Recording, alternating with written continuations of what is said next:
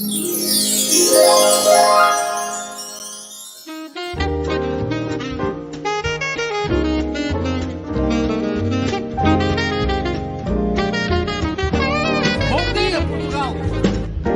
Portugal, there's a YouTube show full of fun facts you need to know. Carl rings the bell and the members show to the GMP morning show. Featured guests will come and they will blow your mind. The audience will do so in kind. A little vanity mixed with some insanity on the morning show with GMP. Good morning, Portugal, and I'd like to welcome you to another fantastic day. Hey, Gumpers.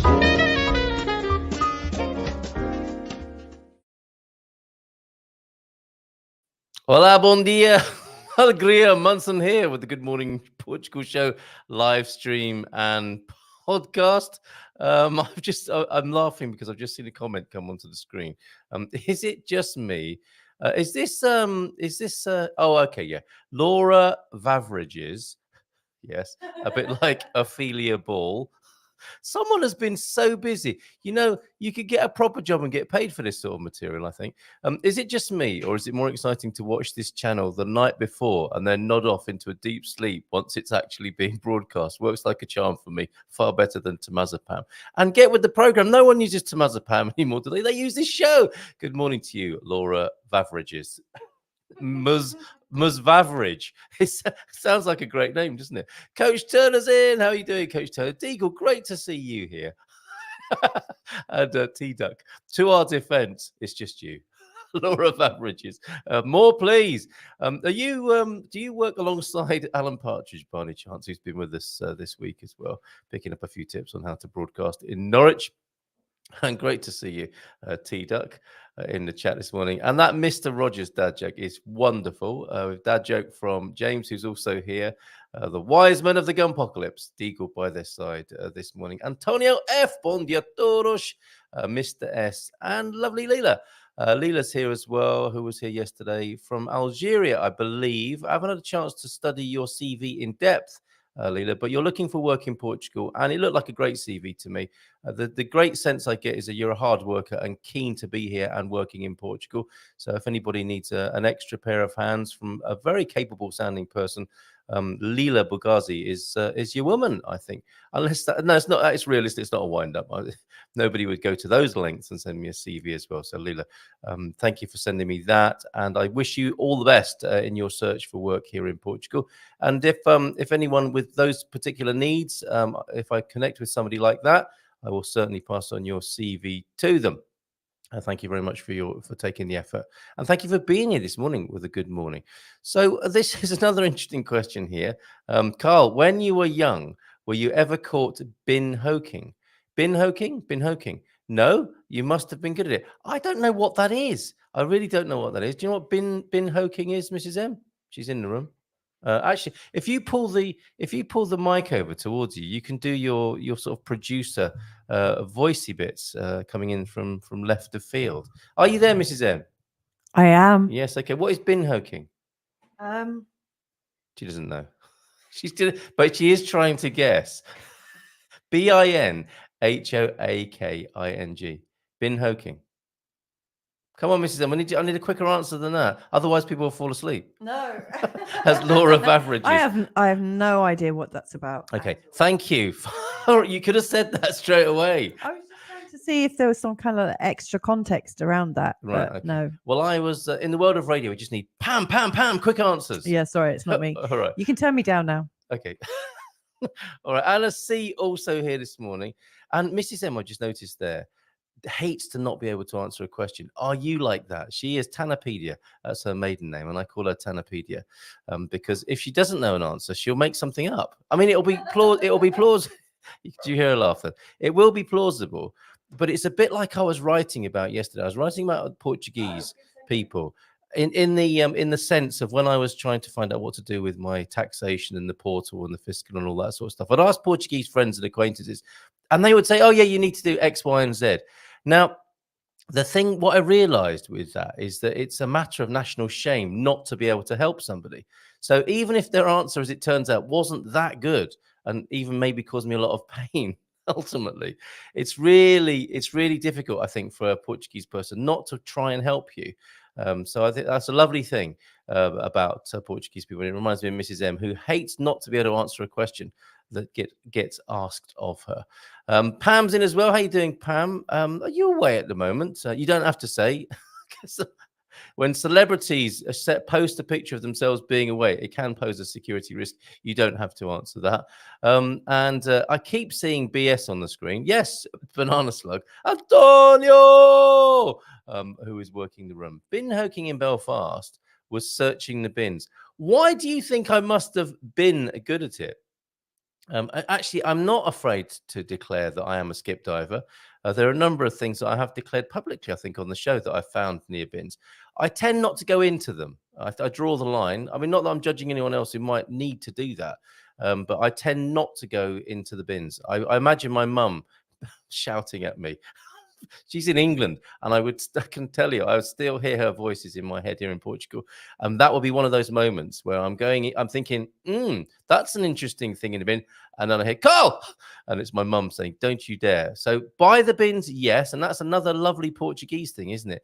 The ecosystem. Are you aware of this? I was meeting up with a friend, Darlene, the other day. And as I was talking to her, out of the right-hand corner of my eye, I noticed a chair by the bins. And I said, hey, up, that looks good, knowing that she's probably a skip diver as well. And she said, oh, I put that there earlier on. And I thought, okay, if Darlene's chucked it out, it's definitely gone past its usable. It looked like it could be upholstered.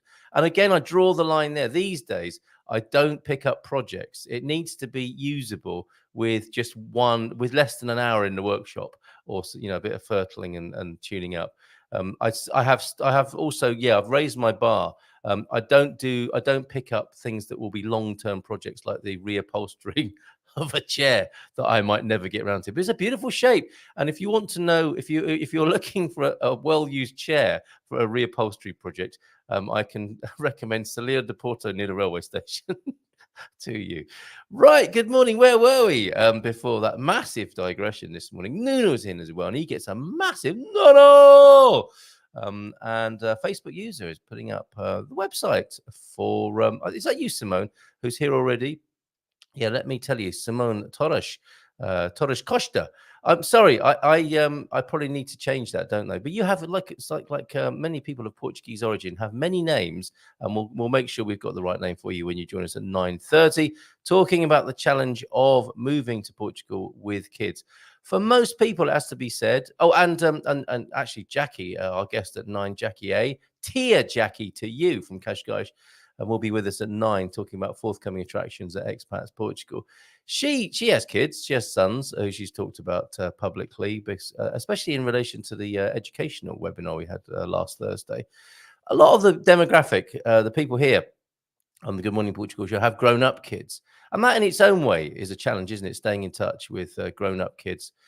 And this, more specifically this morning, is about what to do when you're moving with kids, as we did. And we've had another one since being here in Portugal. So, forthcoming attractions and Dream Team preview from 9 with Tia Jackie. From 9:30, are you thinking, or have you moved to Portugal with kids? I love it when I use my banner like a ticker tape. It also gives me a chance to spell check and proof it. Psychologist and coach Simone Torres returns to the show to address this subject, about which she has written, there you go, there's a typo, and assist parents facing this challenge. Let me put that right now, because that is deeply, there she is, she's an MBA and a psychologist. And there's me putting a typo in my description of her, which is deeply unprofessional of me. So there you go. It has written with an I, and assist parents facing this challenge. Your comments and questions in the chat, please, or call in even on 913-590-303. I would actually, don't do that, because the phone is in a bathroom somewhere else in the house, I think, which Mrs. M might get on your next pass of the house. No need to do that specifically for me right now, Mrs. M, but we may take calls later on if you can find it. If the cats haven't pushed it off a worktop and smashed it onto the floor. Just back from Spain, my niece's wedding, says Pam. Had a fantastic time. Tired now, though, after. You need another holiday, Pam. Have a look on booking.com. We've got a link to booking.com. It all helps. We have a link to booking.com, top left-hand corner as you arrive at goodmorningportugal.com. I found a Hoover. Okay, skip diving, and bin hoking. Is it called bin hoking? Bin hoking revelations here in the chat. I found a Hoover on Belfast, on a Belfast street, late 1980s. Someone was cleaning the car. I saw it and took it home. I have got a confession to make. I did see a bike leant up against a skip. Do you call these? Do you call them a different thing in America?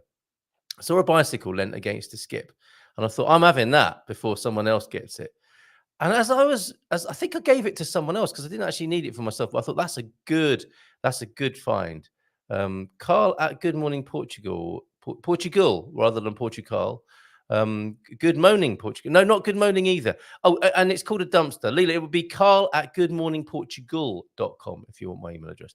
Dumpster. Okay, so I saw a bicycle, a racing bike, and quite a nice one, leant up against the skip, and I thought to myself, that's too good to be in the skip.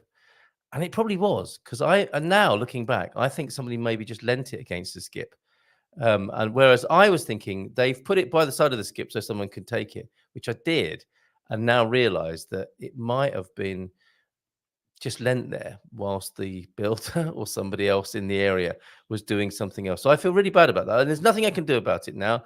Any other confessions of that kind, share them. I mean, this is old ground on British radio shows, isn't it? I think it was Simon Bates who used to do a confession, as well as our tune. Does anyone else remember that? It went on for about 2 hours, the Our Tune section in his show. It was very moving. It was very moving. Maybe listeners could send in their 3 main challenges about moving with kids. I like the cut of your jib, Simone, and how you're inviting interaction. So yes, what would you say are the 3 main challenges about moving with kids? Simone, do we include in this how to maintain relationships with grown-up children as well? Does that come within your compass and your interest, or is it mainly about moving with the chidlers? Andrew, Portuglish. I remember him. Didn't he used to come onto the show occasionally? He used to phone in quite a lot, didn't he, that Portuglish guy? Welcome back. Oh, yes. Staying in touch with grown-up kids as well, because they're always your kids. However, I mean, isn't it great when you see a 100-year-old person and their 80-year-old child sat next to them? So young adults too, as well. So babies, toddlers. Wow, Carl. Wow. Oh, come on. Don't be like that. It's just a bit of man cave banter. You haven't advertised the man cave yet. That's what he used to do. He used to come on here just to advertise the man cave, didn't he, sometimes? Only kidding. It was lovely to see you at the weekend and meet your lovely missus. So Laura Vavrages, we've said hello to you. Coach Turner, who was in at 6:50. What? That's I'm getting up shortly after that time. I say it's early. I think of it as early, but I am now getting more sleep, going to bed earlier and getting up earlier and doing the walk with the dogs. You'd be proud of me, Coach Turner. Bon dia, Gumpers. Early start for me today. Currently in Stansted. Waiting for a flight to Malaga. See you on the other side. That's fantastic. Now, there is a lot of gloom and doom about traveling in the UK and around Europe at the moment. And I think the air traffic control problem that the British, did you see what they did, the British press? They blamed some wrongly input data by French air traffic or a French aircraft company, airline. And that's where the story went. I doubt if that's true, that the whole system could be shut down for safety reasons because some wrong input of data. I'm sure there are other reasons, and I'm sure conspiracy theorists have their reasons too why they shut down the air traffic control every now and then. But I wish you the best with your flight, Coach Turner. And it's not as bad. It's really not as bad as it's being made out to be. No compensation, misery, disaster, British family stuck in airports for 3 years after air traffic bungle. I wish you the best, and I doubt any of that's going to happen to you. Your God Squad tip of the day, I've taken to traveling with an empty water bottle. Oh, okay. And filling up in the departure lounge. I thought it was a new way of getting oxygen in the body. How many liters of oxygen have you had today? I'll just take it while I remember. I'll just take a sip from my empty water bottle and filling up in the departure lounge. That's a great idea. There you go. There's a flying hack for you. I don't need water. I was just. No, there's a water bottle. No, I'm talking about water bottles. It's the phone I need. Thank you, Mrs. M. You're so attentive to my every need. Oh, my good foot massage if you're offering. What? There's my phone. Where did that get there? That is the right one. I'm not a drug dealer. I've taken to traveling with an empty water bottle, says the coach, and filling up. You see, there's the coach and there's the trainer in this environment now. Check us out. And filling up in the departure lounge, not a euphemism. It's important to keep well hydrated when flying. This works well unless there's a queue. Yeah, and sometimes there are queues at airports, aren't there? So, bon dia, Carl, earlier from Deagle and Gumpers. You Gumpers, weather taking a big turn. A big turn. That's better than taking a big turd. Dry, sunny weather, creeping nicer. A warm, sunny 20 plus Friday to Monday. Today it's a dry 17. School starts. Oh, I can feel a collective disappointment. Apart from those rare kids who love going back to school, and of course, big disappointment from teachers. Some, apart from the occasional exception of teachers, pleased to be back. Imagine that, being in a classroom with a teacher who's glad to be there. Maybe that happens more these days. So yes, school starting back there in Belfast, Northern Ireland, from end of June. That's not a bad holiday, is it? Bon dia alegria gumpers and the staunch defence of we're a stimulant, not a soporific. It's just you, law of averages, says T-Duck at 8:07 this morning. And bon dia alegria gumpers from T-Duck with a deep thought from Richard Feynman, who developed a widely used pictorial representational scheme for mathematical expressions describing the behavior of subatomic particles. I've got that somewhere because I refer to it often. Not really. There are 2 rules in life. Number 1, never give out all the information. Well done, Richard Feynman. I think I do that. I don't do it on purpose. I start off at the beginning of a sentence with the best of intentions. And sometimes all of the information doesn't come out. And I'm not playing you with that. I just get excited. I get excited and distracted. Let's get straight into Against the Beer. We've got Tia Jackie joining us. Has she got the... I wonder if she's got the link. I need to make sure she's got the link. She's got the link. Against the Beer. Portugal was the richest country in the world at the height of its colonial empire in Asia, Africa, and South America. Wow. The wealth was not used to improve domestic infrastructure. That's where empires go wrong, is it not? And industry in the homeland. As a result, Portugal became one of Western Europe's poorest countries in the 19th and 20th centuries. Isn't that amazing? Isn't that a lesson to all empires? And maybe a little signal that we are reaching the end of empire, the empire way of human beings. Let's hope, whilst it would seem to be a go-to for the lesser parts of humanity, you might say, the domination of others, other territories, stealing their resources and becoming rich in your own right as a result. Is that just a barbaric phase we're going through? I certainly hope so. And we'll look back and think, how could we ever have done that one day? And maybe this is part of it. After the revolution in the 1970s, the country's economy became disconnected from its remaining possessions. This is a familiar pattern, isn't it? Where as an empire dwindles, and you know who I'm talking about, the people become distracted, don't they?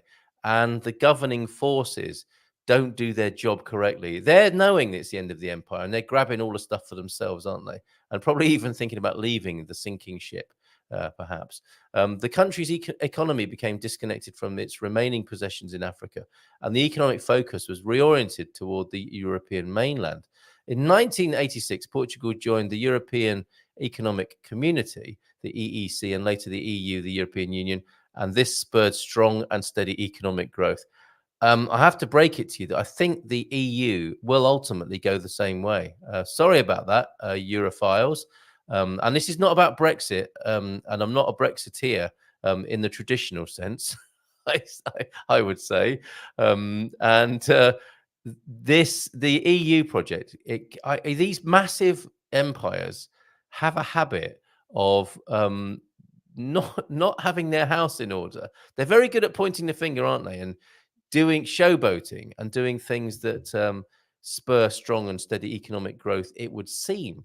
But behind the scenes, there's a lot of work to do to get their house in order and keep it in order, and not have this massive federation carry within it the seeds of its own destruction.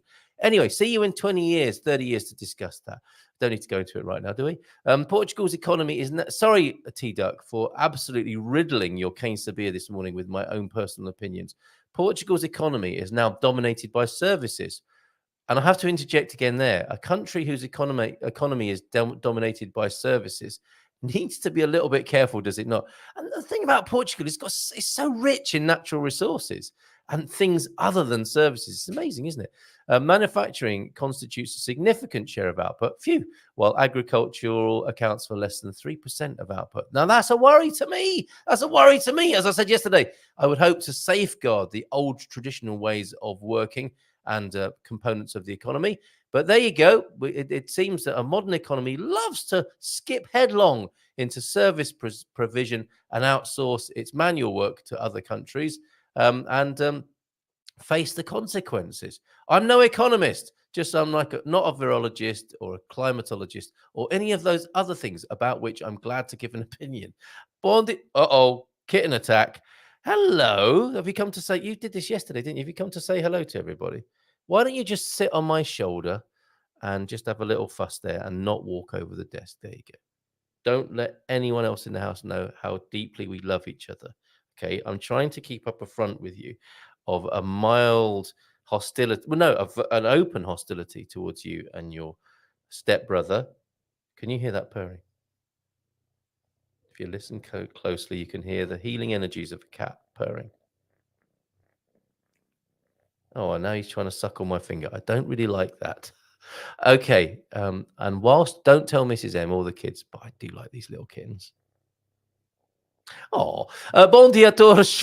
Feliz carta, como va? Todos is asking James this morning with a dad joke warning. Sorry, according to Greek mythology, Chiron was half horse, half human doctor.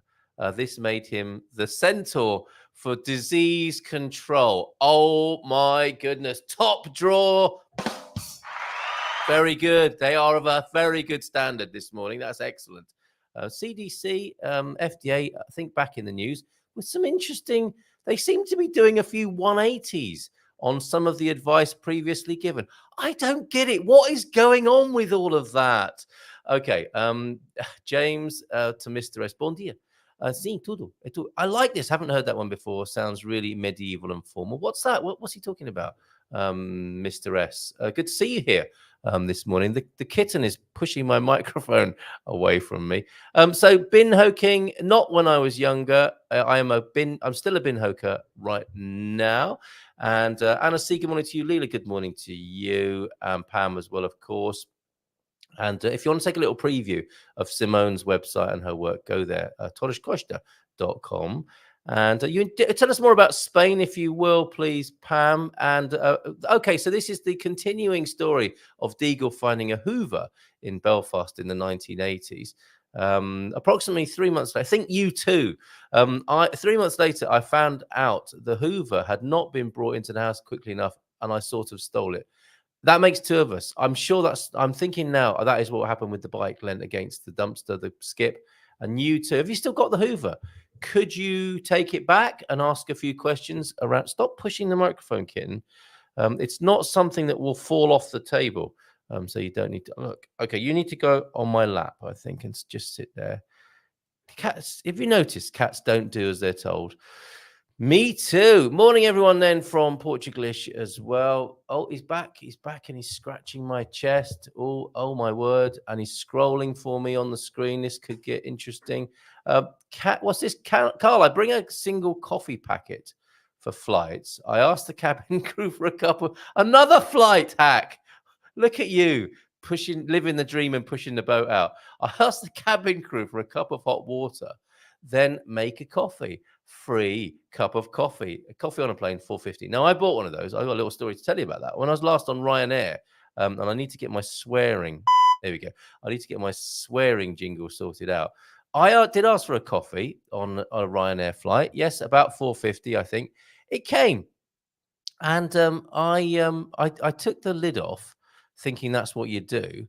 And I started to drink it. And it's like, I've got a mouthful of coffee grounds. And so the young gentleman skipped past me, as they sometimes do on Ryanair.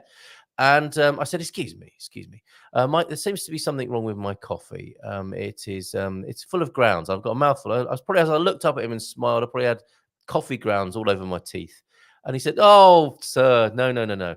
You don't take the lid off. You drink it through the filter, the integral filter within the cup, which just as I'm saying it, I'm thinking there's going to be quite a lot of those in the sea soon. The plastic mesh inside the integral cup filtering system of a coffee on Ryanair. And as I laughed at myself and he laughed at me in quite a nice way, kind of with me and at me a little bit, he said, sir, we're it, but we're really not that. Well done, Ryanair. Okay. What's this? Okay, the private conversations that I'm looking at here on the screen. And Pam has to collect. Cat Gary from the Catteries. Did I remind you that you've got the cat to pick up with this kitten purring over me? Pete's here as well, saying hi to Big Tony. I expect nothing less. Manning up and powering through bubonic plague and small. What am I missing? Are you not well, Pete? I didn't see that. I hope you're okay. And yeah, I guess bit of man flu, is it? But nonetheless, I hope you're doing well. And it's very serious man flu for men. You too need, I think, maybe a moist flannel on your forehead, or a moist something on your forehead, Pete? Who doesn't like a moist something on their forehead first thing in the morning? A couple of bits of housekeeping. Yes, indeed. Festas y Arraias is indeed the website where you can find out. This was our question yesterday about how to find out what's going on in Portugal. I'm just pressing the Compreendo button there. Cat, whatever it is you're thinking of doing, maybe don't. What's he doing? He's giving me the tea towel holder, that's for sure. Pushing my microphone into my face. Shall we see what happens here with the kitten? He's coming back now. He's going back onto the keyboard. He's sucking my mouse hand. No, right, at that point, you have to go. Mrs. M, help! Okay. Jackie joining us in a few minutes here on the Good Morning Portugal show.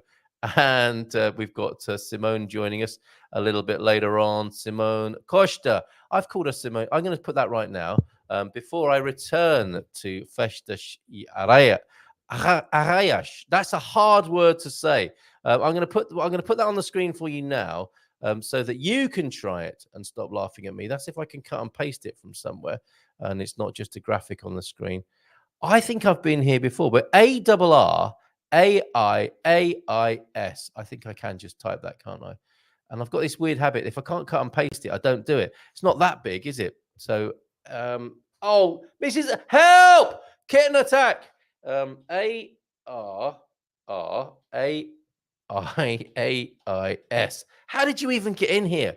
Okay, so there we go. I'm going to leave you to try and pronounce that. Roll your R's, everybody. And let me just make sure I've got. Oh no, he's going behind the scenes now on the desk here, and he's green screen. Another reason not to like cats. They've shredded the green screen. So luckily I have an organic one here, which also they mess with and chew. But the green screen that gets folded up and only used on certain occasions has been shredded by the two kittens playing in it. That's why I don't like them. Sometimes their behavior utterly appalls me. But actually, Jimmy Choo was no different in his own way. But still, I'm more of a dog person than a cat person.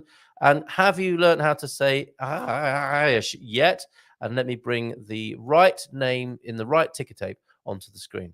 I hope that kitten isn't defecating. I saw the characteristic wiggle of the tail, which might indicate such behavior behind there. Jackie's joining me now, hearing me talking about kittens defecating. So unprofessional this morning. That's me, Jackie, not you, Tia Jackie, who is getting ready behind the scenes now. Has she got? I thought she nailed it with her camera. Not so sure right now. So yes, Pete, get well soon. Ash Melioras.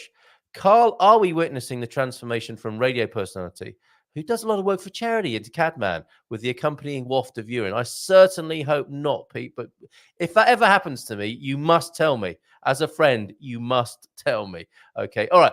Festas y arregas. Nearly there with that. I'll bring it onto the screen for you now. This was a really helpful suggestion yesterday. Was this you, Tony or Antonio? Was it Eurico or was it Motard Squid who joined yesterday and shared this with us? Okay, this is the website for Chris, who prompted the question, really. How do you find out what's going on in Portugal? A Portuguese website, a big good chance for you to learn more Portuguese, won't it? Translating the site. A lot of ads on there, I noticed, but loads of festas, gigs, all sorts. And the great posters. Olé Golgão! Look at that. I love Portuguese merchandising, marketing materials. Let's have a look at a few. They've got a veritable slideshow of these on the screen. Monsanto there, Festas do Mar, 2023 in Cascais, shaped like an octopus. The Feira de Luz. Where's that? Too quick, sorry. Vindouro, wine and history. That looks good, doesn't it? Festa Pombalina. This is great. I could go and have a cup of tea and just let you watch this, couldn't I? This is really, really very good. Olé Golgão. Oh, okay. So they do the top five. We're probably paying a premium price for that, as well as the banners on the side. So, Chris, I think it did flash through your brain, did it not, to have a business, maybe start a little business, which is the subject of my next Portugal resident piece, starting a business in Portugal, ably assisted as I am by Raquel. But this may not be such a good business idea after all, because someone else has already done it with 2,676 locations with the same number of events. And what is this? 11,230 days of dias de festa, days of festivities and partying. And that's just in 1 month. Portugal, you're incredible. And this is such a well-kept secret that Portugal is the party capital of the world. I mean, people are too busy partying. Have I spelled that wrong? Did I spell it wrong on the screen? I did, didn't I? Oh dear. That's driven me down a horrible dead end of Portuguese pronunciation. Okay, scrap that from the record. Thank you very much. Spelling looks off. Hold on. Let me just check that. It is A-R-R-A-I-A-I-S. Okay, Antonio F. And with a pronunciation. So you've confused me, but I think I am right. Arraiais. There you go. I think I'm correct. And Mr. S asking for some tuition from Antonio F. Antonio F, you really need to put your PayPal address or your coffee, buy me a coffee up there. The least we can do is buy a coffee from time to time with all this help you give people. And I hope you'll have a new mug in which to have your coffee soon. I think Jackie is having one or two issues. Jackie, do indicate to me if you would prefer to join us via the phone or just on audio, and we won't worry too much about video. And look at you, Antonio F. Just put your ear on the speaker, everybody. You read that word as arraiais. Arraiais. You read that word as arraiais. Arraiais. There we go. Thank you so much. What a legend you are. Here we are, a bunch of foreigners watching the Good Morning Portugal show, struggling with some Portuguese pronunciation. There you are on WhatsApp on 913-590-303 with instant not translation, but pronunciation tips for us. Thank you so much. Yes, bit of trouble with the camera, but I can do audio. So in that case, actually, before we do that, before we give her a big round of applause, talking of what's on this weekend, we've got. Are they back already? There she is, the singer from Wildflowers, and she is appearing as Modest Midas this coming Sunday. And incidentally, a lovely big piece in the Portugal news about about Wildflowers. I don't think it's the Wildflowers. A lovely big piece about them in the Portugal news and their UK tour of August. And I think they're back. I think they've been there and done that, as it were. And lead singer there will be, although they do all sing, they're an amazing combo. They really are. They all sing. And you will see on Sunday, if you join us at Communities Unite. I need to find out. I was talking to Christina last night and John about whether there were still tickets available. We're those sorts of people who don't order tickets in advance sometimes and hope to rock up. Anyone connected with Communities Unite watching, and it's up at Aracene Capalheira, Nunu will be there, Modest Midas, Silver Coast Blues, and the Dead Nelson Trio. That's a fantastic lineup. Sunday, this coming September the 3rd, 1400 hours. So maybe see you there. We need to know if tickets are still available or if that's sold out. Does anyone want to have a look on the web who might be coming along to that? So looking forward to that gig. We've got Festas y Arraias, and we also have from Pontelima. I forgot to mention this yesterday. Viv pointed to the Pontelima agenda if you want to know what's going on up there. Lots of great tips actually on our Facebook page about how to find out what's going on in your neighborhood. I'll have to do a little bit of a special on that, but not now, because it's time to welcome Tia Jackie. Oh, no, sorry, not the expletive button, but the applause.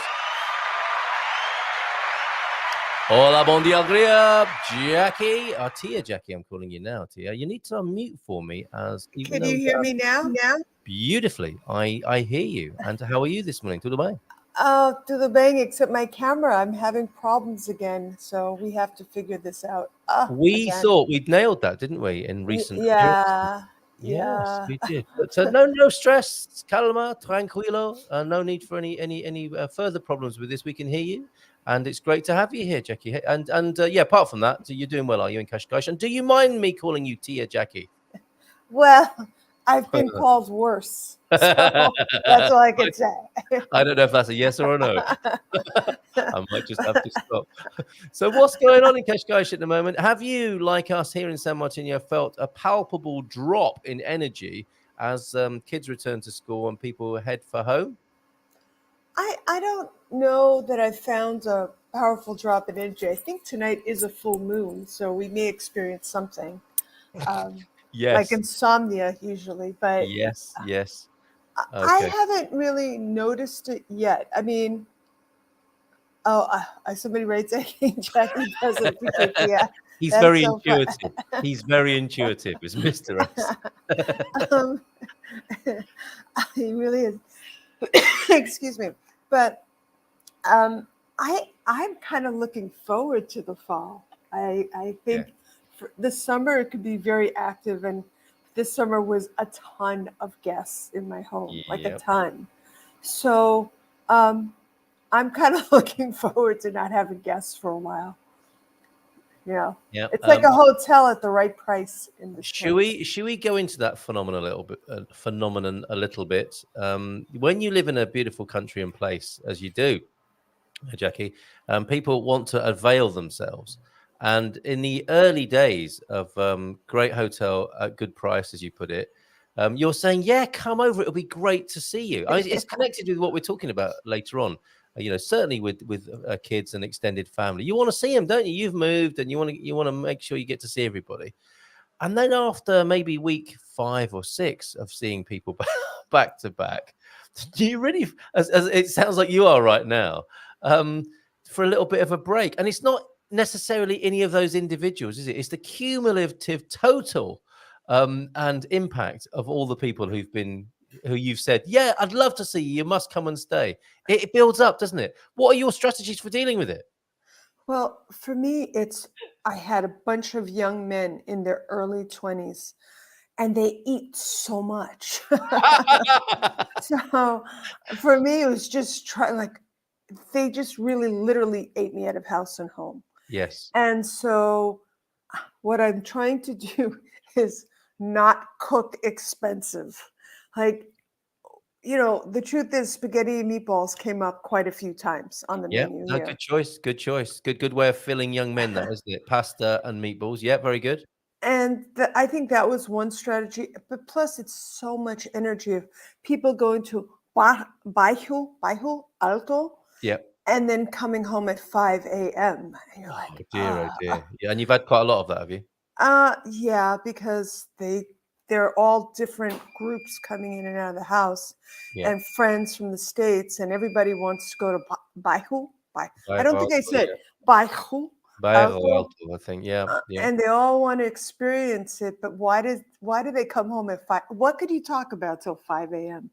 So that's Well, that's a good question. We'll leave that hanging there as well, won't we? I imagine by 4 o'clock they weren't talking especially coherently or about anything profound. But then you never know. I don't want to be judging people. I know certainly when I've stayed up till 3 or 4, I'm not making much sense. I mean, some people say that all the time, but certainly by that time, it is perhaps you're feeling it's time to go home. And what they're jumping in an Uber, are they? I'm back out to Cascais and trying to. The thing about people who are awake at 5, who've been out in Bairro Alto, I think, is they think they're doing a really good job of coming through the front door, coming up the stairs, maybe taking the lift. They're looking to each other and going, shh, shh, shh, like this. Or actually, they're looking to each other and going, shh, keep quiet because people are asleep in this building. Oh, no, shush, shush, shush, shush, shush.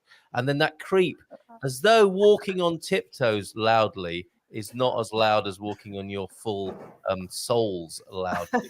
They think they're being quiet, don't they? But you're there, especially if it's a full moon, Jackie, lying there, insomniac state, and they sound like they're really noisy. They sound like they're walking through a PA, don't they?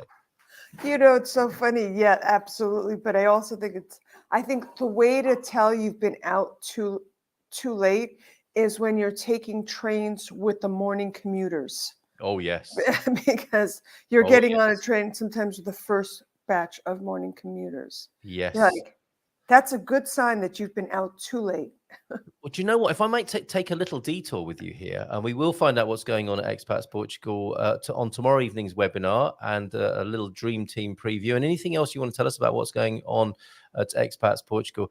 We have heard from our Shakespeare, our Dickens, our Samuel Pepys, our Hogarth, who paints pictures of the decay of modern train travel. This is Capricorn Chris. In the theme of Star Trek, and Captain James T. Kirk, he says, "Morning, Carl. One for the show this morning. The train journey is always interesting, an interesting start to the day. It's like Forrest Gump. You never know what you're going to get. So let me begin. The train pulls into the station. I step to the sides to let the passengers off as the doors open. To my surprise, across the door, there is a man laying down on the floor, leaning against his electric scooter. It could be one of those people you're talking about, Jackie. Stay with me, he says. So he jumps up after a few seconds so the passengers can get off. I get on and stand in my usual position. He's got a usual position. The man props his scooter up and takes a seat. Next station, he resumes his position lying on the floor, propped up against the scooter. Only this time he curls up as if he's sleeping in a bed. The circle continues from station to station. Do you know, I'm now so acclimatized to this train journey madness, I'm not even shocked by it anymore. The look on the fellow passengers' faces as they board the train at each station is priceless, though. There's a man curled up on his scooter on the floor of a train in formerly Great Britain there, Jackie. And this is what you're talking about, I suppose, isn't it? The mixture of people, some going to work, some coming back from Bairro Alto. And so I was asking you, Jackie, what are your tactics then? Pasta and meatballs, anything else you're telling people now that you need a bit of a rest from the summer onslaught? Flexibility, I think, is a great thing. Yeah. Just kind of accept how everyone's at a different stage in their life. Yeah. And young people are at a more of a parting stage of their life where being at a party is paramount. And try not to worry at 3 a.m. if nobody's home. Yes. So, Oh, okay. Yeah. I think that's my Oh, bless you. You still worry about them a little bit when they're big, sort of big buff 20-year-olds, but you're still worried when they're not back by 3. Oh yeah, I still Oh, worry. It's a yes. lot safer here than it is in New York City or Yeah. LA but Yeah. And they're in a new territory, aren't they? They're in a new place, unfamiliar surroundings, and so on. Simone might have something to say about this when she joins us at past. We're talking about moving to Portugal with kids, but we can also talk about moving to Portugal when you've got kids and they haven't come with you, and how to manage that, because it sometimes becomes more of a challenge than originally planned. Especially given what we're talking about here, Jackie. It's like, we'll see you all the time. You must come over, stay anytime you want. And we're talking about this phenomenon of how sometimes it's not the individuals, but it's the whole volume of people. I've heard some people are so fed up with picking people up from the airport, they say, get an Uber to oh IKEA yeah. in Noresh, and I'll pick you up from IKEA. Another hack I've heard is that, again, like you want to show people a good time, and that can become quite expensive and quite exhausting. A rule I've heard is we will pay for the food in the house, you pay for all the food out of the house. Yeah, but these are generally young people. So Even better. Teach them to be resourceful, Jackie. yeah, so I'm doing it in and out of the house. So you kind Wow. of go broke, a little bit broke You also. do, don't you? You do, don't you? So I'm usually glad when they just go out to dinner. That's Yeah. bit of a reprieve because I'm not in the kitchen. Yeah, And or that's always you really know, helpful. the old favorite, here's €5. Don't spend it all at once. Yeah, this is We're saying it. Cascais. It doesn't get you anything. What can you get in Cascais for €5? Pau de Dios. That's Well, about that's it. enough for a growing young man, isn't it? At least for 10 minutes. Okay, I'm loving this. Any other hacks people have for people coming to stay? I think Jackie's in need of a rest. However, full moon tonight. A few of us might be kept awake. And for anyone who says full moon, nonsense. Of course, it doesn't affect people. It so does, right, Jackie? It does. It Absolutely. does. Go to the prisons on a full moon and you'll see how it affects people. I had a friend that worked in the prisons in the US. Yeah. And they all knew, the guards, it was the worst night of Oh, the yes. month. And casualty emergency rooms, I think, is much the same. Oh, And absolutely. Mrs. M, I suspect, will get more calls this time of the month as well. Right. That was excellent, by the way. Thank you. Wow. I'm available. That's a talent. I'm available, BBC, if you're recording more of those sound effects vinyls. Okay. If everyone hits the like button, it might fix Jackie's camera. So can we all try that, please? I don't think so. Expat Portugal, Jackie. What's happening? Well, I think tomorrow's I always think it's interesting, but I think it's really interesting, the politics around the golden visa and why it was extended. I don't think we know. We're going to talk more about that extension, one of the lawyers, and we're also going to talk about a company, I think Holborn. Yeah, Holborn Assets and Daniel Reyes. Yeah, both of them. And they're going to talk about one of the strategies that they have for helping people get a golden visa in terms of purchasing property. Yeah. And it's a really interesting strategy. But what I'm so interested personally is how when they ostensibly stopped the golden visa and how it made the government look in terms of not being welcoming to foreign capital, to foreigners. Well said. And what's also interesting is that the golden visa is, I think, 1% of all properties sold in Portugal. And yet it got so much attention. It did. It got used as political football, no question. And you may have your views about the golden visa. Anyone tuned in, but I think it's worth a fact check to understand what the true impact is and how poorly it's been handled. Really, I think it's fair to say, and the president agrees with us.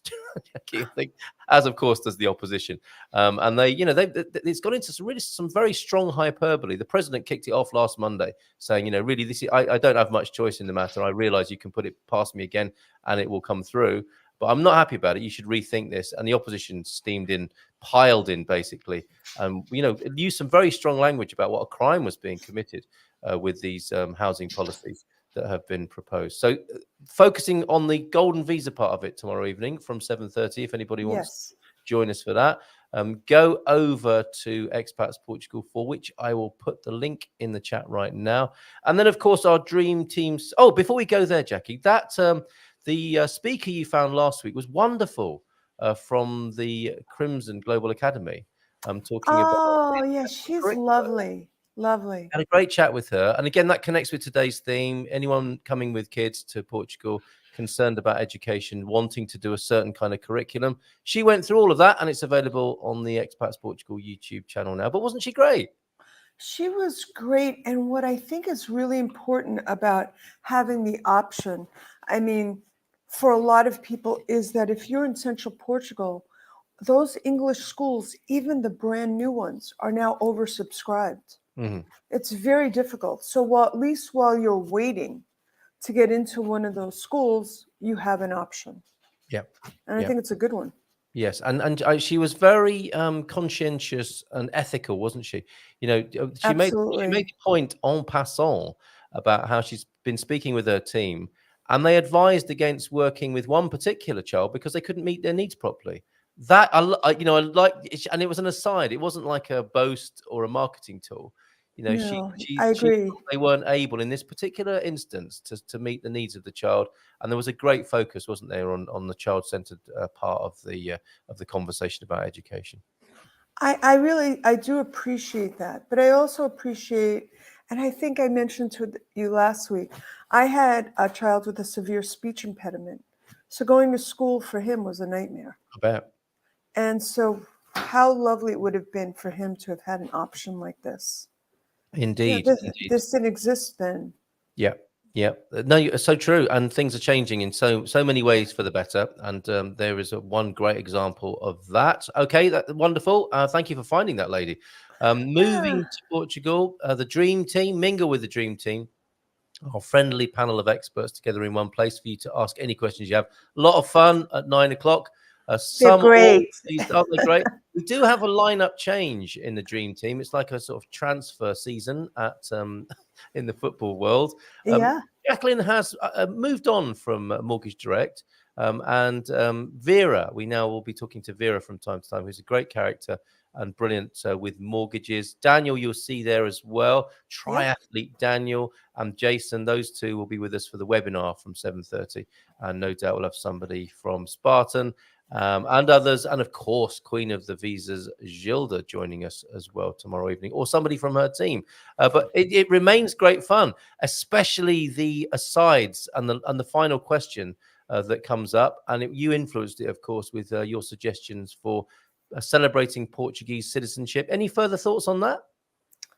You know, as I get closer to it and I'm studying more, what's interesting to me is I was never curious about Portuguese history. And what's also interesting is to become a citizen, unfortunately, in this country, you don't have to know Portuguese history. Mm-hmm. And it's a long history. In the US, it's a very short history. But before you become a citizen, you're also tested on questions about the history of the US. Mm-hmm. And I know people hate me, but I think they should also ask questions. Do you know anything about the history of the country that you want to live in? I think those are important questions. Not entirely unfair, is it? And yes, and I would like to think I do. And whilst Jackie's here for the next few minutes, if you want to chuck a history question into the chat, you can test us both to see. I'm terrible. I'm sure you're great. I'm sure. Together we'll do this. We can do this, Jackie. We can do this. If anyone's got a history question for us, going to the airport, T-Duck. If everyone, I love going to the airport in Lisbon. I can walk in an hour or take the metro. Yes, very handy for T-Duck. Wow. No other strategies yet for dealing with volume of visitors. It's definitely a thing, though, the volume of visitors when you live in a beautiful country. And as Jackie says, you have a good hotel at a cheap price. If you're ever... Sorry, go on. No, and it comes with meals, too. Pasta and meatballs. I'm guessing your pasta and meatballs are magnificent. They are pretty good. Scraped to the bottom of the pan by those 20-year-olds. But we had so many at one point that even my friend, his son was here too. So he invited his son and 4 of his friends over for dinner. No way, that's a lot of meatballs. So a total of, I had 7 young men around the age of between 23 to 25. Yeah. 7 I fed. Did any That of them was ask you to get the laundry done or anything like that? no, thank God. You draw But the line there. But what I did was I made like a paella. It Very was almost, good. because it's also less expensive. Yeah. And it was close to 10 pounds of paella. And I thought, there's just no way they'll get through it. They ate every grain of rice. I bet there was a fight over the shrimps as well, wasn't there? Oh, yeah, but there weren't too many of those because those were really expensive. But a lot of chicken. A lot of All chicken. right. I want this cookbook. I want this cookbook. Cooking for visitors in Portugal. Meatballs and pasta so far. The 10-pound paella that Jackie's talking about as well. More next week, I hope. Pamela says, if you're ever not sure how to pronounce a word in Portuguese, lingui has a funny name, that isn't it? Lingui has audio. It's a bit like shiwi. Lingui has audio, usually with the option of Brazilian or Portuguese. It also shows example of the words in context. Thank you for that. Wow, that's great to know. Yeah, good to know. And Really also a warning from Antonio F. We have the tall ships races arriving in Lisbon tomorrow. Wow, that's going to be beautiful. You'll be able to see or visit the ships until September the 3rd at the Doca de Alcantara. I've been there. I've sailed from there. It's going to be a special day there tomorrow, isn't it? And James, this is a little bit of a possible clue to the mystery of why these young men return at 5. Less or no public transportation after 1, Jackie. Starting up again around 5 in the morning. Concerts and festivals. So they might have finished partying at 2 or 3, but then they had to walk about and sit together and tell each other how much they loved each other. Because that's what we do as young men. You come to, you finish partying at 2 or 3. The train isn't till 5. What do? You sit around and you're a bit boozy and you think, oh, I love you, man. Oh, I love you too. And then you sit there in silence and maybe fall asleep on each other's shoulders. Yeah. Wow. Oh, that's a nice little into mine, and I'm sure many other gentlemen's past. It's I love you, bro moment. It is, and where better to do it than looking out at the water on the Praça de Comércio? That's a wonderful moment. Or waiting to while the DNR are keeping their eye on you from a distance. Wow. True or false? Here we go, Jackie. Questions come in. True or false history question. I'm a little bit nervous now. The Celts invaded Portugal in the 1st millennium BC. I mean, that is advanced, isn't it? That is PhD stuff, I think. That's a little bit unkind to me. I'm going to assume they did. The Celts invaded Portugal. I mean, so many, they were invaded on so many times. It could be a trick question, though. I mean, the Portuguese are the Celts, aren't they, in so many ways? So I don't know if he's trying to mess with us here as well with the trick question. But okay, I'll go with you on that. Yes, they did. And I hope nobody from the Register or CEF is watching in case this compromises our future chances of citizenship. You can visit these ships, says Antonio F. The Atilia from Spain, the Capitan Miranda from Uruguay, the Challenge Wales, guess where that's from? The Cohatamok, I hope I've said Cohatamok from Mexico, the Dar. Oh, have you done this on purpose, Antonio? The Dar Mlodziedzi from Poland, Dzień dobry, Polish friends this morning, and Friedrich Chopin also from. Wow. That is going to be amazing. Oh, there's more. The Jörg Stager from Denmark, the Juan de Langara from Spain, the Maybe from UK. That says it all. Post-Brexit Britain, the boat is called Maybe. Stella Polare from Italy, Sagres, guess where from, and the Veracruz from Portugal, as well as Sagres. That sounds like a lot of fun. Wow. It was a trick question, Jackie. False, as Portugal didn't exist in the 1st millennium BC. Answer true, the Celts will...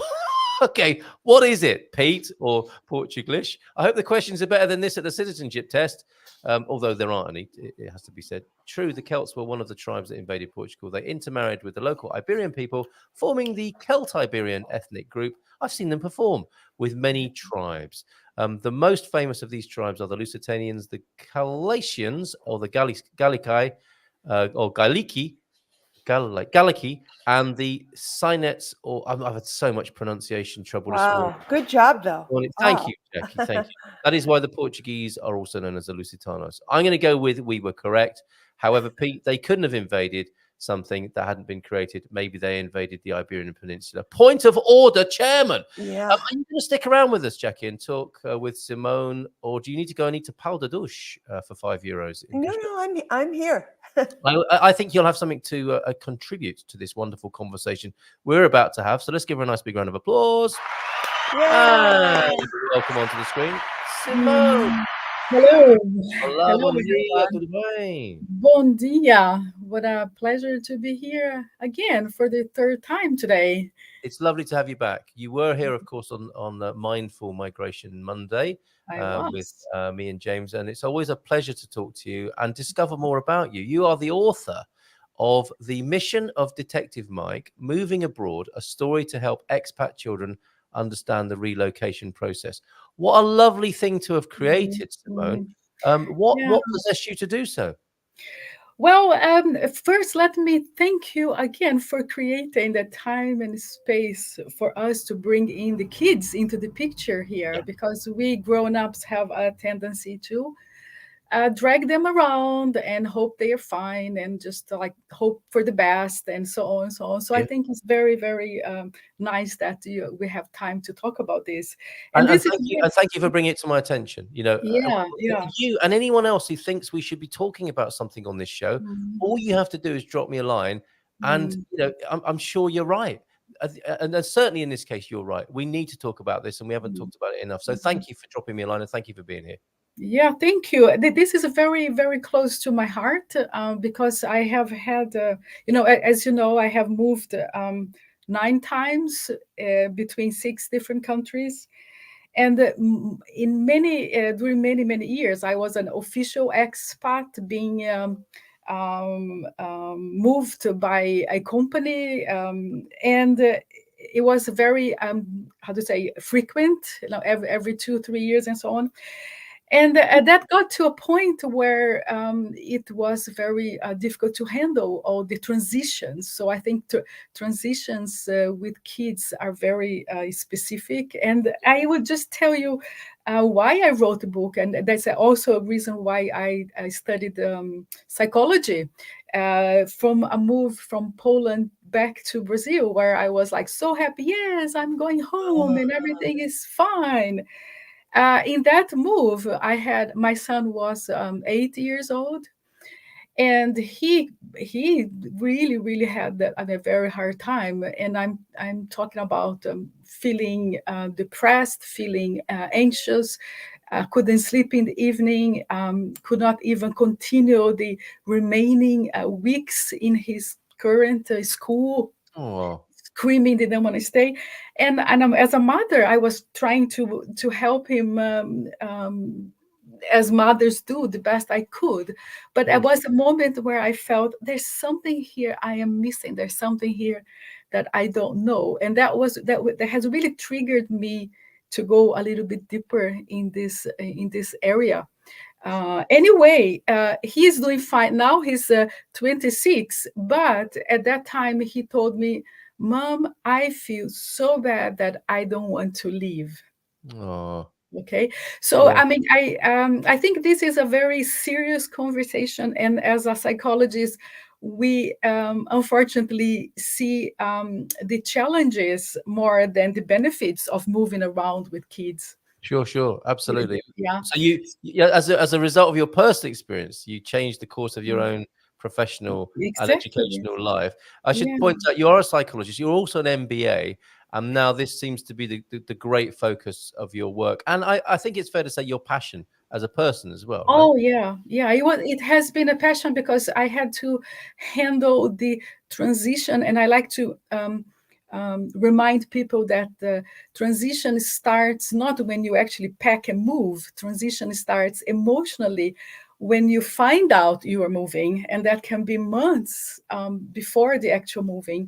So there is moving is a very emotionally rich experience. You build up lots of expectations from the moment that you know you're moving to the actual moment that you are leaving. So it is like a roller coaster of emotions. And okay, even if it is good, very often for a good reason that you're moving, not always. I mean, very often the spouses have to follow the husband's work, which is not really your decision as a woman, and in many times is not the kid's decision. Okay, Right. we have Very rarely is it. I mean, there aren't many exactly. kids, are there, who determine where you go, apart from, I Exactly. suppose, athletes and gifted kids who determine where the family moves. Mm. And that's by far the minority, isn't it?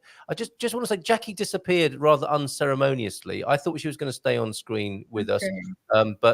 so I didn't manage that very well. Jackie, thank you so much for being with us this morning, and just drop me a line if you do want to join us back on screen. I think this is a conversation that will be interesting to you.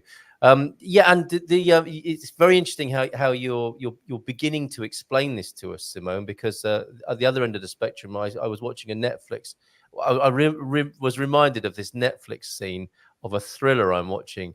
Well, I say watching. I've seen 2 episodes and haven't found time to watch another one yet. But it's quite gripping, and it begins with a mum and daughter at 5 in the morning, and you see a suitcase by the bed, and it looks to me like leaving the country. It's the first time this child has heard about it, and the mum says things like, "Be really quiet. We have to be quiet because there's a dragon outside, and we're going on an amazing adventure." Now, that's the stuff of Netflix dramas. That's textbook how not to handle a real life move with a child, right? You want to be talking about this much earlier than the morning of moving, right? Exactly, and that's actually how we started our book. It's just the moment where the our character, his name is Mike, when he is in the kitchen and he overhear his parents talking about moving. Then they have no idea what moving is and how it is going to change his life and so on. So that's a very nice scene that you're bringing, because even if we explain to the kids why we are moving and so on, I think that the more we understand who we are talking to it, depending on their age, someone that is much more concrete, is much more short term, and is much more egocentric in their perception and their understanding. So we have to take these 3 aspects of the difference between understanding moving for growing up and understanding moving for kids. So anything from 6, 8 onwards, they still in the process of getting developed and getting their full capacity that we should have, but we don't have it sometimes. So Indeed, it's indeed, a and of challenge. course, within the whole spectrum of childhood, I'm guessing the way we would deal with children at different ages would be very different as well. Exactly. And in many ways, for the smaller child, and I'm just guessing here, but it perhaps can be better explained as an adventure and fun, and opening the conversation in that way. Because for a teenager, I mean, that we were very lucky when we moved with our children, because they were young and did, fortunately. Or so it would seem, and time always tells, doesn't it? You don't know you've done the right thing until much later on, Exactly. when it's reflected back to you as from their point of view as a developed adult. But it was easier, I think, to move. What were they, 18 months and 5 or something like that, compared to teenagers whose immediate thought, I imagine, is, and I guess children 7 or so, whose immediate thought is, oh no, I'm going to lose my friends. Exactly. That's their perspective. So we as parents, we can understand the long-term benefits of moving to different countries. Now you are giving your child the opportunity of learning a new language, a new culture. That's all fine. That's all fine. But from their perspective, the short term, the emotional stress and all that, we have to be careful. And when someone asks me, "Oh, is it good or bad?" and I say, "This is not a yes or no answer." It's like the same question is the same as you asking me, should I divorce or not? Is it good for my kids or not? So I always say, well, everything depends on how you do it. And Correct. when it comes to moving with kids, it depends on how much information you are getting, how much you know them. It depends on their personality and their age, and how we need to educate ourselves to fill in the gap in the communication to be able to handle the whole transition from letting them know that they are moving until maybe sometimes 6 months, a year after you move, when they are settled again, when they adapted to the new school, when they have new friends and so on. So there is a kind of a gap in between that we just need be careful. I'm not saying I don't want to sound negative, but Yeah, no, sure. from my perspective, we have to be careful. We have to have so much respect for the young people that we are dragging along, I because we agree. have, Yeah. yeah. And you don't know what you don't know, as we often say here. And this is there is darkness. I don't mean this again. I don't mean like you. I don't mean this in a negative way. But when you haven't done something before, and you're not familiar with what's going to be happening, we tend as human beings, don't we, to consider a lot of the upside.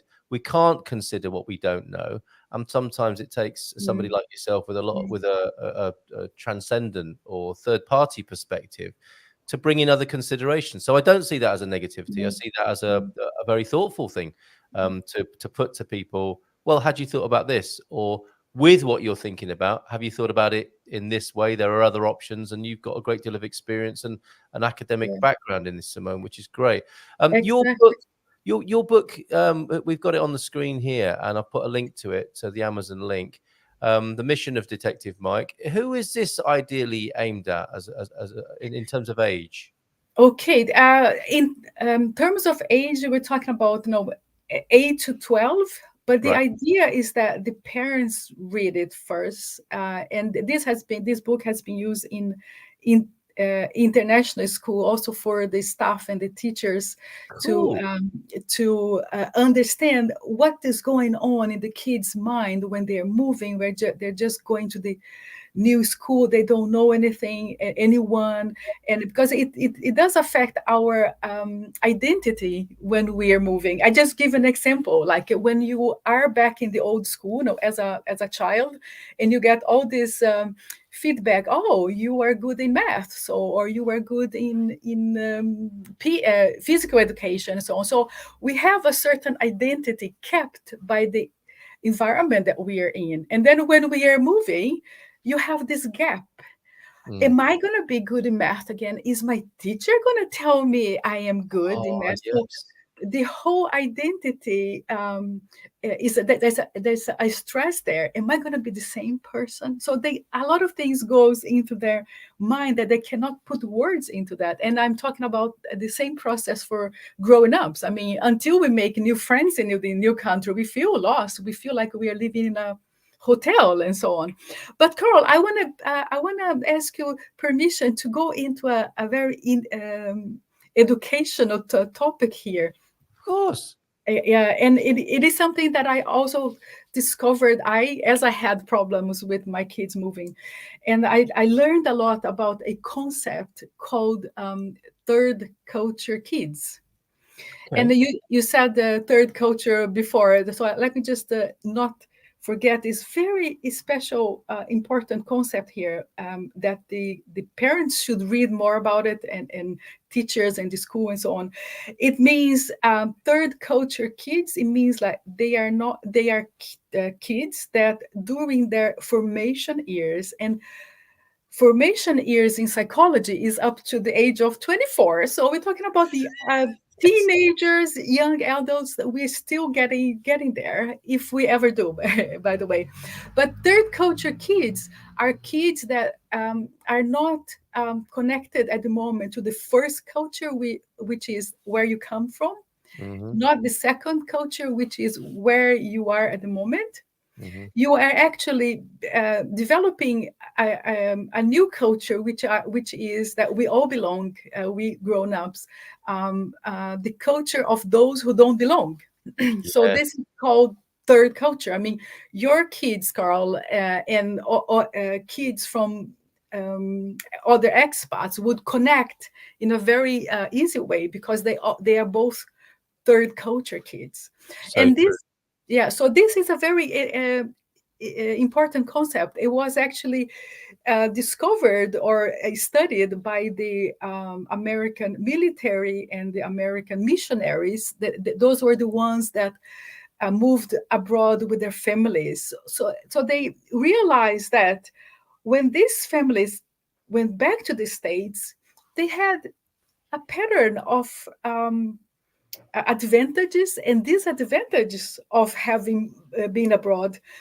So this started a field of research, and ended up with this term called third culture kids. And then you have adult third culture kids, which are us, like you and me maybe, that have moved enough times during our formation years, and we feel a third culture, but we're not kids anymore. But so that stays with us. So there are patterns that can be seen in us. But I'm talking too much here. I'm looking for questions. No, that's fascinating. That is absolutely fascinating. And in that realm of you don't know what you don't know, or the things we assume.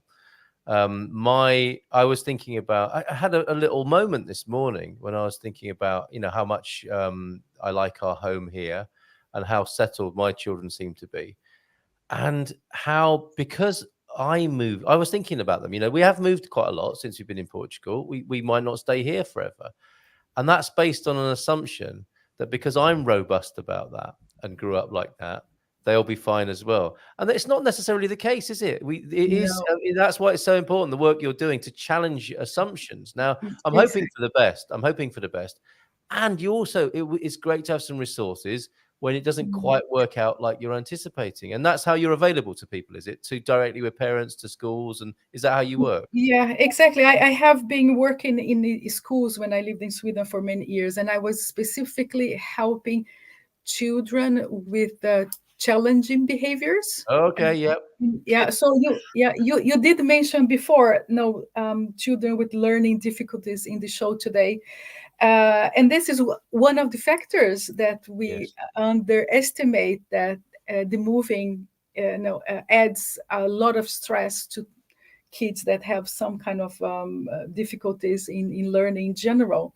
So yeah, it's important to take a step back and listen to them so carefully, so respectfully, so you can go through that. I mean, I work at the moment also with young adults with a lot of addiction problem, lots of drug problems, and that kind of reflects a chronic not belonging, a chronic not connecting, or if you are a real expat that you move very often, a chronic feeling that whatever you are and whoever you are meeting, there will be an end very soon. So I don't connect fully to where I am, or fully to the people that I am with. So you become a little bit in the air, and that can have consequence. That can have a lot of consequences. I did my master's degree paper on the psychological impact of adaptation. And it's so interesting. There's an Canadian author that I was kind of using his theory that talks about the dilemma. How much should I give up my culture of origin in order to adapt to the culture of where I am, like Portugal? Carl, how much do you actually change?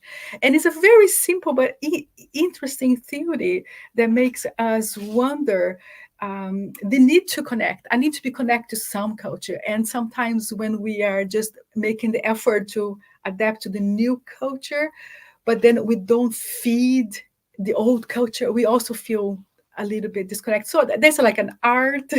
There's the art of surviving, mentally speaking, because when you don't connect, not here, not there, nowhere, this is where you can have problems. And kids show they having problems, not because they can explain, because not even we grown-ups can explain what we're feeling sometimes. They show that through their behavior. So, Of course. I mean, that's so profound, what you're saying there.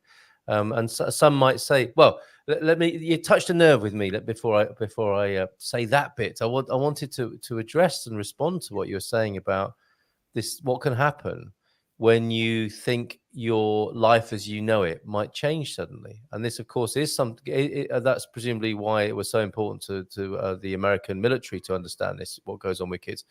But if, for example, you adapt and form as a human being with that as one of your sort of precepts or truths in life, that I am never going to be here very long, you could start thinking, what's the point, couldn't you? What's the point of making friends? What's the point of being contributing to this particular part of society I'm in? And that could make for very antisocial habits and behaviors, couldn't it? And I'm not, I'm not coming down on anyone who would do that. I'm looking at the dynamic of how that happens, and I can see it in myself. I can see that moving a lot forms you in a way you don't even know. It's unconscious, isn't it? That part of your development, it can be unconscious rather than coming to a realization one day that my relationship life has been such a mess because of that thing when I was a kid. I can't form or have a sense of long-term relationships because I think it's all going to end very soon. Well, that is deeply profound, isn't it? And then when it goes into the idea that somebody might soothe themselves and have an addiction, we know that that's not a drug problem, don't we? We know that's a connection problem, as you put it. Exactly. We know that's an intimacy problem, perhaps, or a challenge. Yeah, addictions of all sorts are connection problems. So you got it right. Yes. It's like there's a very, very close connection there. And I mean, some kids, of course, now they are so capable of adapting, of learning, and so on. We don't want to take that part away from it, but it really depends on their personality, the kids they meet in the new school, the teachers they have, if they have kids, and the stability and the interpretation of moving that they hear from the parents. I mean, if they experience one of the parents stressed about moving and so on, that would affect them. And it's a cycle. The parents are happy if the kids are happy, and then the kids are happy if the parents are happy. So where do we start there? So it affects the whole family dynamic in such a profound way. And I mean, I live that with my own family and so on. So that's very, very close to my heart, all this issue. And by the way, next week there will be kind of a attempt of meeting the parents moving to the Silver Coast on the 7th of September. We want to make sure that the families coming to Portugal or to this area have a chance to meet each other, to support each other in this process. Oh, well done. How do people find out more about that? Well, I think I invited you for the event. It's actually I wasn't the one taking the initiative. It was our dear friend Petra. Oh yes, yeah.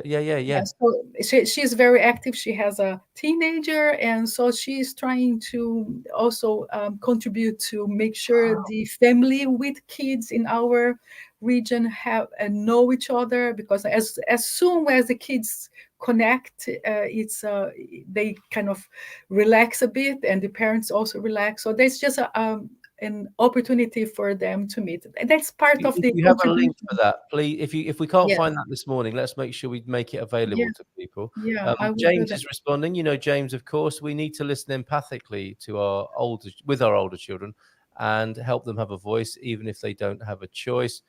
To have a voice and feel heard. Thank you for that, James. And as you've just suggested Absolutely. there, Simone, one useful tool for preparing for a move is to start making connections with the new location on social media and video conferencing. And as you say, a bit of a meetup for the kids. Do give my best regards to Petra when you next speak I to her. will. Fascinating conversation with her at the last meetup Mm. that she was at. And we are having a meetup today. San Martino de Porto, 1 o'clock this afternoon. We'll be there. Just turn up at Cafe Palmera, and we have a WhatsApp link as well. If anybody wants that, just drop me a line and I'll make sure you're connected on 913-590-303. Another poignant moment from your sharing this morning, Simone, and I think others will know this from their childhoods, is when you overhear your parents saying something that is the first time you've heard about it.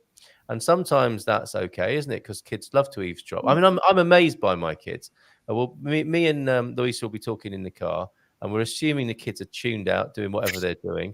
We'll say something, and like a parrot in the background, it's like, "Oh, when are we going there?" It's like they soak up and hear everything, don't they? And it's worth remembering that as a parent. Yes, they do. Yeah, and some of our collective traumas and difficulties here that we of course have as adults may go back to moments like that where we overheard something that parents were talking about, and it was the first time we heard about it, which prompts the question for me: when is the right time for, if I can distill some of the grand ideas you have down into sort of bite-sized chunks and the sort of the meat of it, what is the right time when the parents are considering moving? What's the right time, do you think, to start talking about that as a family?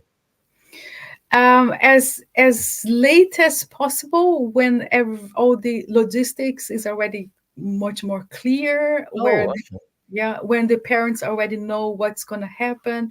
And I do some like pre-moving workshops where I help the parents to communicate with the kids what's the best way to do it, because since they are very concrete, depending on the age, we do some kind of games where they are drawing this step by step, especially because their physical environment is gone. Like they have a house that represents a home. In my book, I talk about the house home concept, one being the concrete, now the house, the walls and so on, and the other as a home. So when you are moving the home, the feeling of being home that the kids need, but the house is gone, so they kind of have to understand what is house and what's home, and that they will keep their mom and dad, they will keep the bedtime, they will keep the routine that keeps them in balance and safe, even though the house is moving. And I have a beautiful image of this home concept in my book that I didn't do I didn't draw myself, but it was an artist who did it for us, and she could really put down into an image the concept of house and home. So it's fantastic. So there are a lot to talk about, Carl. I am so happy you gave this You time. must come back. You must come back. You've got a key to the studio now, Simone. You're always welcome, and I love talking with you and seeing how you see these things, and they're of great benefit to others, I'm sure. We will add your book that we've just been talking about to our community bookstore. Do you want to stick around for the Portugal quiz question of the day and a smattering of dad jokes? Will you permit? Sure. Great. Okay, so over on our platform, our Learn About Portugal platform, we've got your first book that we talked about, Deconstructing Brazil. There it is, and we'll add this one to it, The Mission of Detective Mike. That's over there on our GMP community bookstore. There, it's quite a collection. We are among such a gifted group of individuals here. And then if we click over to the timeline, we will see the Portugal quiz question of the day today. I don't think this will necessarily be in the citizenship test, but who knows? The Portugal quiz question of today: how long is Portugal's Route 66? Built in 1945, Portugal's Route 66, real name EN2, the Estrada Nacional 2, winds its way from Chaves to Faro, or vice versa, if you prefer, of course, offering a traditional and authentic taste of Portugal, literally, typo, from top to bottom.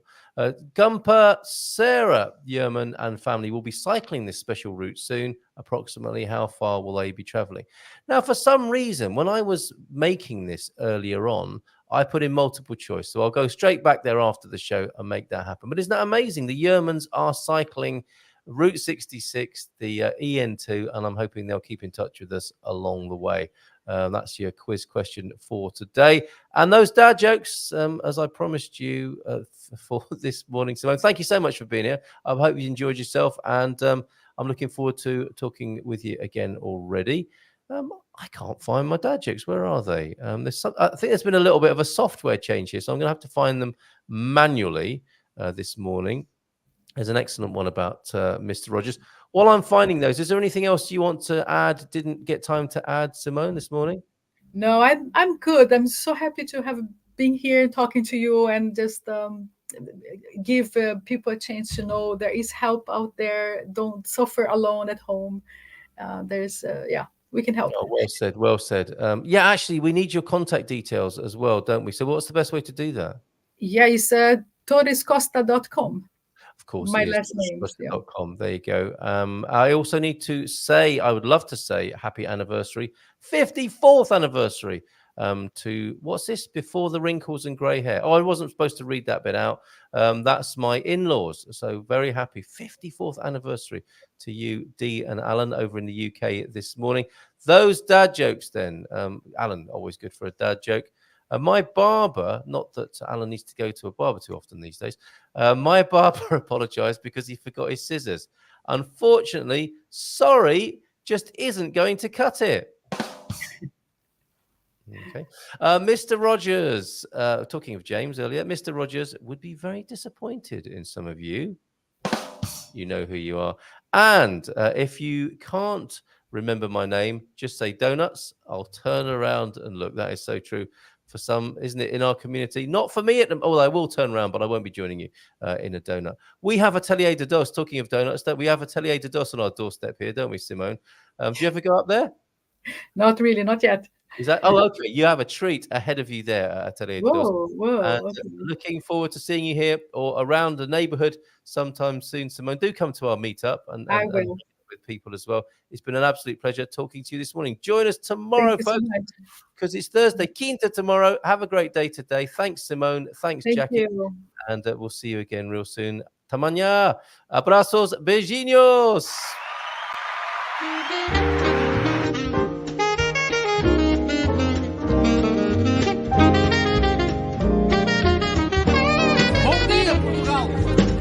In Portugal, there's a YouTube show full of fun facts you need to know. Carl rings the bell and the members show to the GMP morning show. Featured guests will come and they will blow your mind. The audience will do so in kind. The little vanity mixed with some insanity on the morning show with GMP. Good morning, Portugal, and I'd like to welcome you to another fantastic day. Hey, Gumpers.